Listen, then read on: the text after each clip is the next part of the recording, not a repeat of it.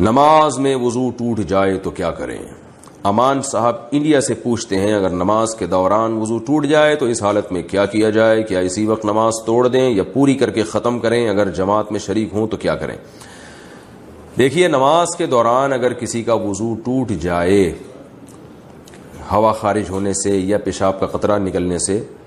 تو اس کے لیے جائز ہے، چاہے امام ہو یا مقتدی ہو یا اکیلے نماز پڑھ رہا ہو، اس کے لیے جائز ہے کہ فوراً اسی وقت جائے، بغیر توقف کے ٹھہرے، یعنی ٹھہرے بغیر جائے، کسی سے بات چیت نہ کرے اور وضو کرے، مکمل وضو کرے، اور پھر اسی طرح واپس آئے، جہاں کھڑا تھا نماز جہاں سے چھوڑی تھی وہیں سے شروع کر دے۔ یہ جائز ہے امام کے لیے بھی اور مقتدی کے لیے بھی، لیکن اس میں بہت ساری شرطیں ہیں، وہ ذرا سی بھی اس کی مخالفت ہو گئی تو نماز، کیونکہ اس بارے میں جو حدیث ہے کہ جس سے علماء نے استدلال کیا ہے کہ جس کی نماز ٹوٹ جائے تو اس کو چاہیے کہ اسی پر بنا کر لے، یہ حدیث خلاف قیاس ہے، اور خلاف قیاس میں یہ ہوتا ہے کہ پھر وہ تمام شرطوں کی رعایت کرنی پڑتی ہے، اور وہ عام طور پہ شرطوں کی لوگ رعایت کرتے نہیں ہیں، اور جمہور کا یہی مذہب ہے کہ نماز اس کو دوبارہ پڑھنی پڑے گی۔ صرف فقہ حنفی میں اس کی اجازت ہے کہ آپ وہیں سے نماز آگے شروع کر سکتے ہیں اس حدیث کی وجہ سے۔ تو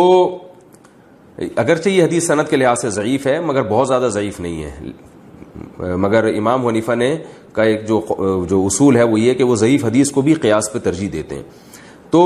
افضل بہرحال یہی ہے جمہور کے مذہب کے مطابق، افضل میں کوئی یعنی دو رائے نہیں ہو سکتی کہ آپ نماز دوبارہ سے پڑھ لیں تو زیادہ بہتر ہے۔ اگر نماز کے دوران کسی کا وضو ٹوٹ گیا ہوا نکلنے سے یا پیشاب وغیرہ کا قطرہ نکلنے سے،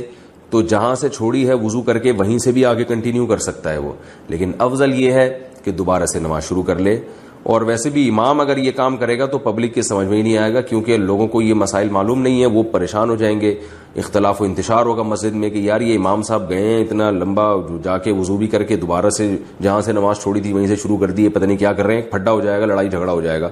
میں نے ایک جگہ نماز پڑھائی، میں چونکہ مسافر تھا تو میں نے 2 رکعت کے بعد سلام پھیر دیا، پیچھے پبلک میں ایک انتشار کھڑا ہو گیا،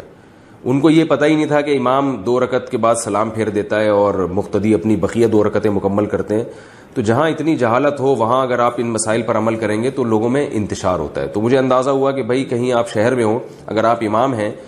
آپ مسافر ہیں، تو آپ نماز نہ پڑھائیں، کسی مقیم کو آگے کر دیں، وہ پڑھا دیں تاکہ لوگوں میں انتشار پیدا نہ ہو۔ ہاں پہلے سے آپ نے مسئلہ لوگوں کو اچھی طرح بتا دیا پھر آپ پڑھائیں تو ٹھیک ہے۔